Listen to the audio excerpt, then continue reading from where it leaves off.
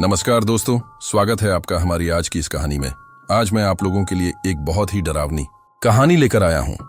यह कहानी है एक ट्रक ड्राइवर की खौफनाक दास्तान, जो एक सुनसान हाईवे पर अनजाने में मौत की साया से टकरा जाता है। एक रहस्यमयी लड़की, अजीब घटनाएं और एक ऐसा मंजर जो हकीकत और डर के बीच की लकीर को मिटा देता है। क्या यह सिर्फ एक भ्रम था या फिर कुछ ऐसा जो कभी मिट नहीं सकता? सुनिए इस सच्ची घटना पर आधारित एक रोंगटे खड़े कर देने वाली कहानी। तो दोस्तों, कहानी शुरू करने से पहले मेरी आपसे एक छोटी सी रिक्वेस्ट है। अगर आप मेरे चैनल पर नए हैं तो चैनल को सब्सक्राइब करें और वीडियो को लाइक करें। तो चलिए दोस्तों, बिना समय बर्बाद किए कहानी शुरू करते हैं। हाईवे पर खौफनाक साया। मेरा नाम आरिफ खान है। मैं उत्तर प्रदेश के बरेली का रहने वाला हूं और पेशे से ट्रक ड्राइवर हूं। यह घटना 2018 की एक सर्द रात की है, जो मैं कभी नहीं भूल सकता।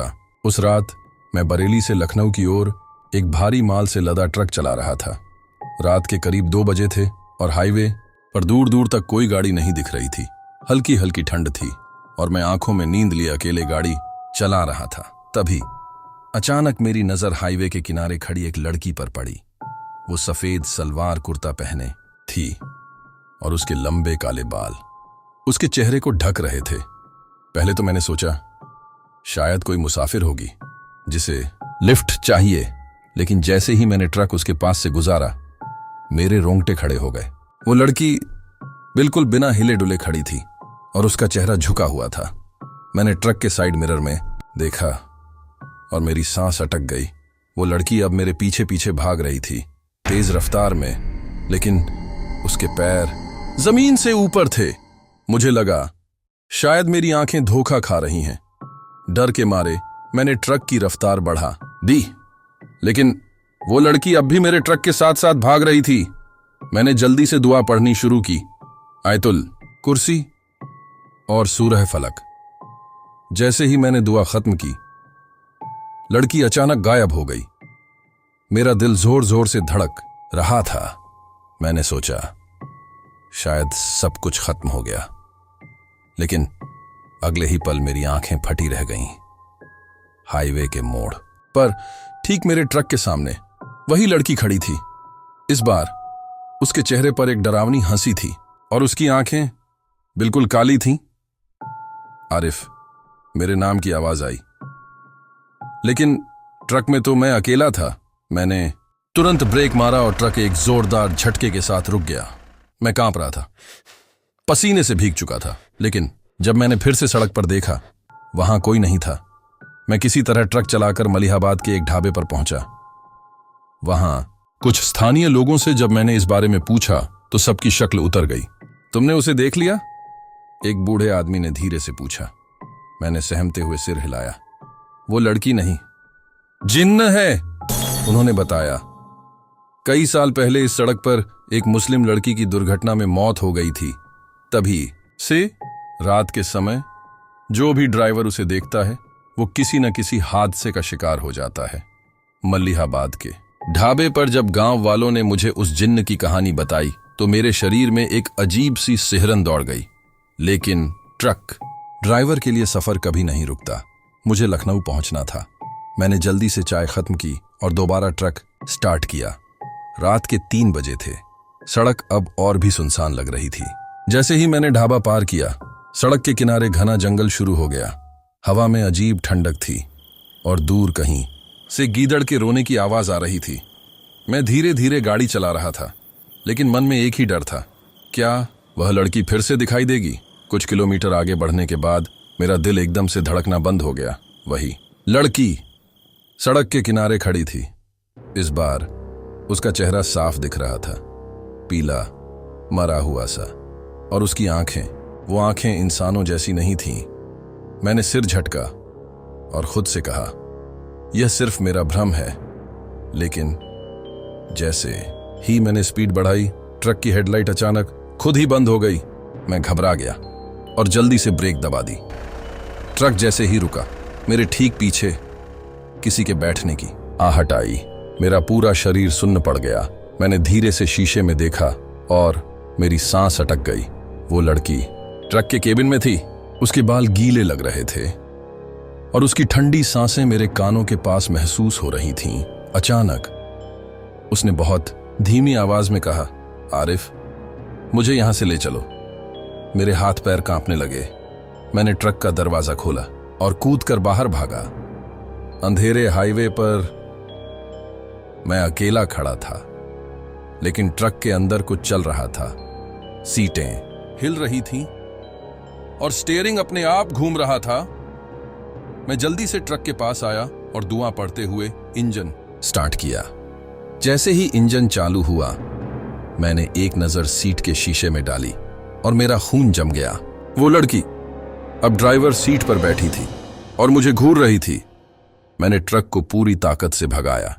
सड़क पर मेरे ट्रक के टायरों की आवाज गूंज रही थी, लेकिन मेरे कानों में बस एक ही आवाज गूंज रही थी, आरिफ, मुझे यहां से ले चलो। लखनऊ के करीब आते ही मेरे ट्रक की हेडलाइट अपने आप फिर से जल गई। मैं कांपते हुए ट्रक रोककर नीचे उतरा। फिर मैंने पीछे मुड़कर देखा। ड्राइवर सीट खाली थी, लेकिन ट्रक के शीशे पर गहरे नाखूनों का एक निशान बना हुआ था। और जब मैंने उसे गौर से देखा, मेरे रोंगटे खड़े हो गए। ऐसा लग रहा था जैसे किसी ने अंदर से शीशे पर खरोंच मारी हो। आरिफ, मुझे यहां से ले चलो।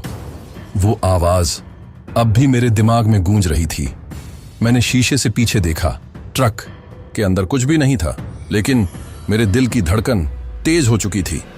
मैंने खुद को समझाया, यह सब मेरा भ्रम हो सकता है, लेकिन जो कुछ हुआ था उसे नकार भी नहीं सकता था। मैंने किसी तरह खुद को संभाला और ट्रक स्टैंड पर जाकर गाड़ी रोक दी।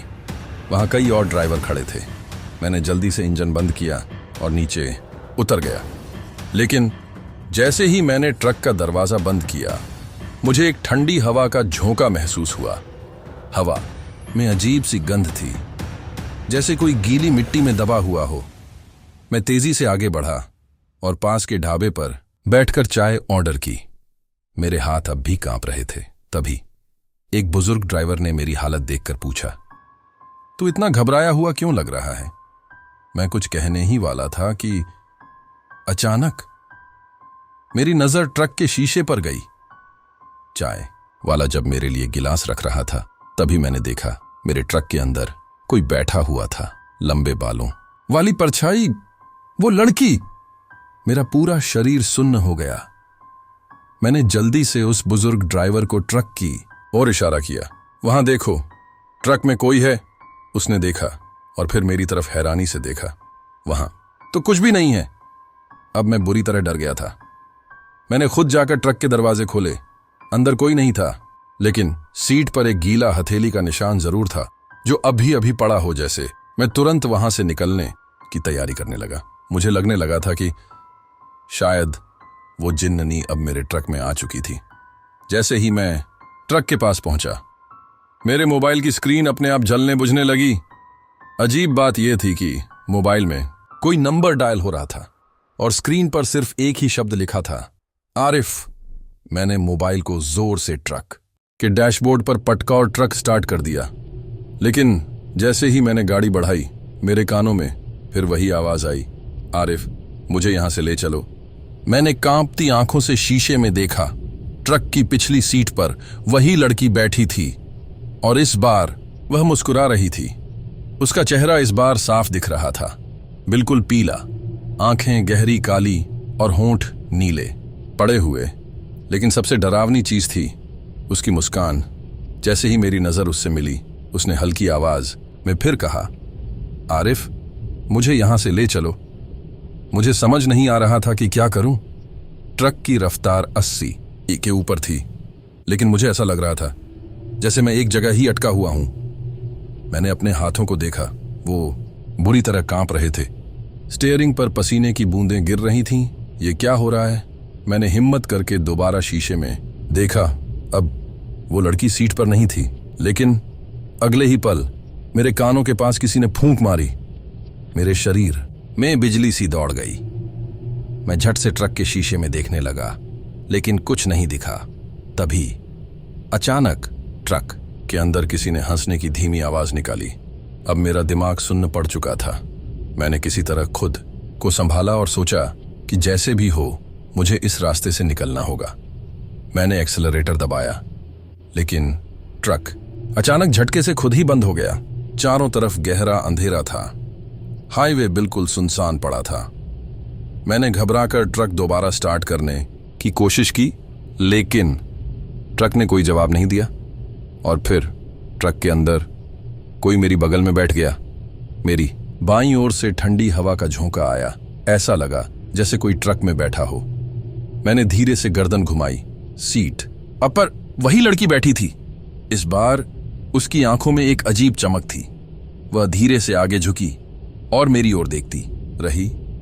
वह धीरे धीरे मेरी ओर झुकने लगी। अब उसकी सांसें मुझे महसूस हो रही थीं। और फिर उसने बहुत धीमी आवाज में कहा, आरिफ, अब तू भी मेरे साथ ही चलेगा। उसकी आवाज जैसे मेरे कानों के अंदर सीधी उतर गई। मेरे पूरे शरीर में सिहरन दौड़ गई। मैं हिल भी नहीं पा रहा था। मैंने हिम्मत करके ट्रक का गियर बदलने की कोशिश की, लेकिन गियर अपने आप मूव करने लगा। ट्रक धीरे धीरे पीछे जाने लगा, लेकिन स्टीयरिंग मेरे हाथ में था। मैंने पूरी ताकत लगाकर स्टीयरिंग घुमाने की कोशिश की, लेकिन कोई फायदा नहीं हुआ। ट्रक किसी अनदेखी ताकत के कंट्रोल में था। अब वो लड़की एकदम पास आ चुकी थी।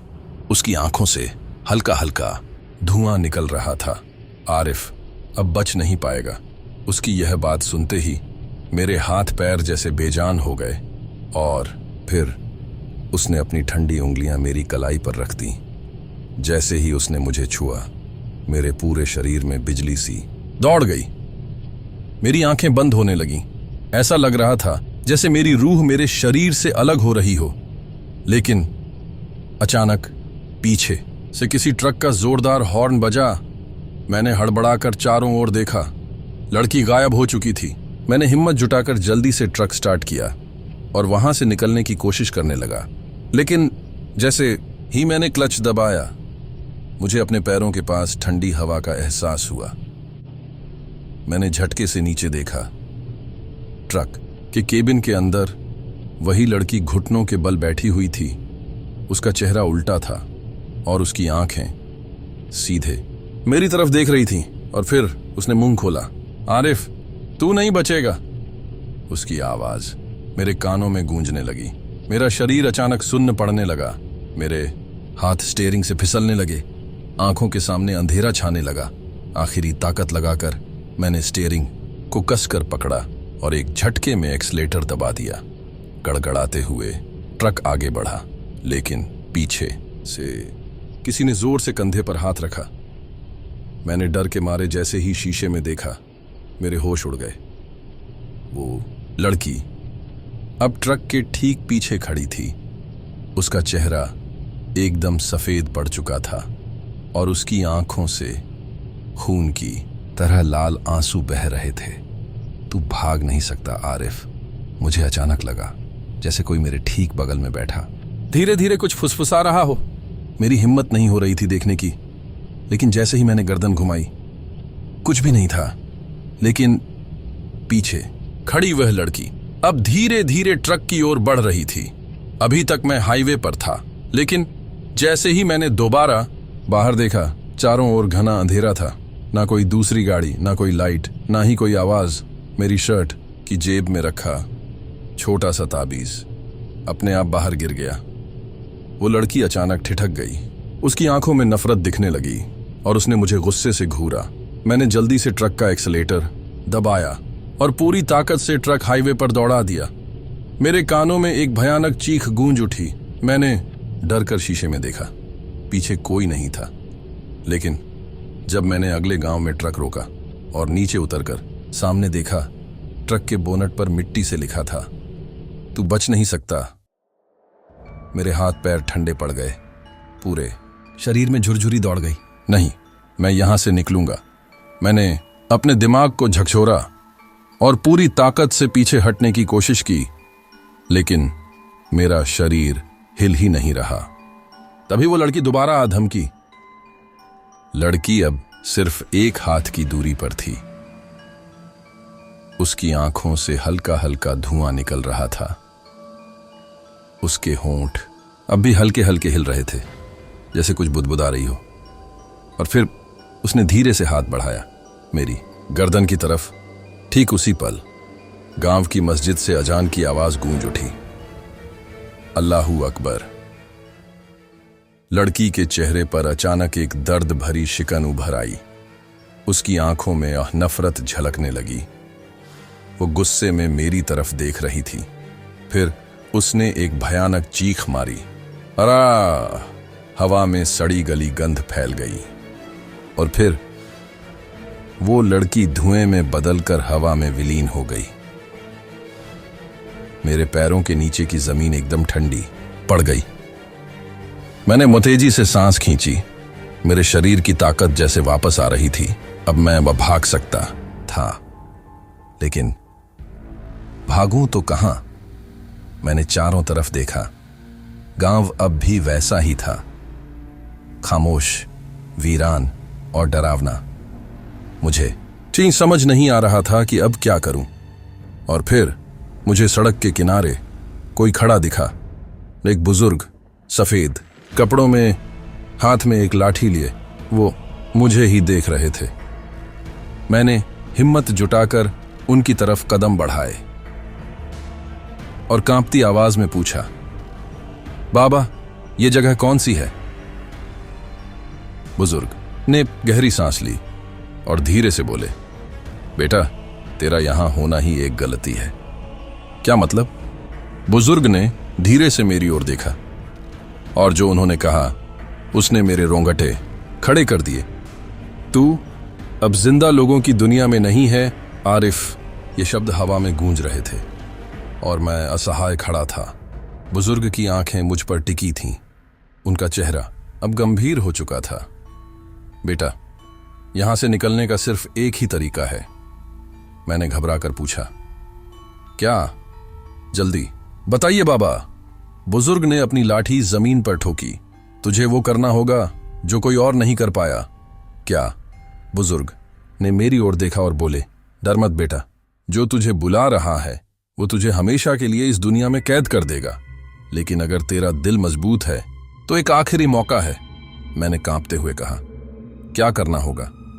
बुजुर्ग ने मेरी ओर देखा और धीरे से कहा, बेटा, आंखें बंद कर और उस परछाई का नाम लेकर जोर से बोल, तेरा खेल खत्म।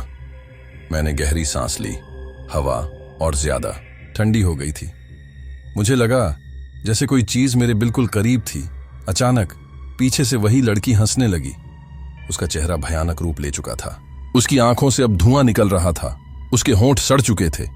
और फिर उसने हाथ बढ़ाया मेरी ओर, लेकिन मैंने अपनी पूरी ताकत से आंखें बंद की और जोर से चिल्लाया, तेरा खेल खत्म। अचानक चारों ओर एक तेज गूंज उठी, जैसे कोई बड़ा धमाका हुआ हो। हवा जोर से चली और सब कुछ धुंधला होने लगा। फिर सब कुछ अंधेरा हो गया। जब मेरी आंखें खुली, मैं अपने ट्रक में था। हाईवे पर सामने से गाड़ियां आ जा रही थीं। सब कुछ नॉर्मल था। मैंने तेजी से अपने हाथों को देखा। मैं अब भी जिंदा था। फिर मैंने शीशे में देखा। पीछे कोई नहीं था। वो लड़की गायब हो चुकी थी। गांव का भी कोई नामो निशान नहीं था। मैंने एक लंबी सांस ली। क्या ये सब सच में हुआ था? लेकिन तभी मेरी नजर ट्रक के शीशे पर पड़ी, जहां किसी ने उंगलियों से लिखा था, फिर मिलेंगे आरिफ। मेरे रोंगटे खड़े हो गए, लेकिन इस बार मैंने ट्रक का एक्सेलरेटर दबाया और उस भूतिया रास्ते को हमेशा के लिए छोड़ दिया। अगर आपको ये कहानी पसंद आई हो तो चैनल को सब्सक्राइब करना ना भूलें। तो मिलते हैं अगली कहानी में। एक नए डर के साथ तैयार रहना, क्योंकि अंधेरे में कुछ है जो तुम्हें देख रहा है। सब्सक्राइब करो और जुड़ जाओ इस डरावनी दुनिया से।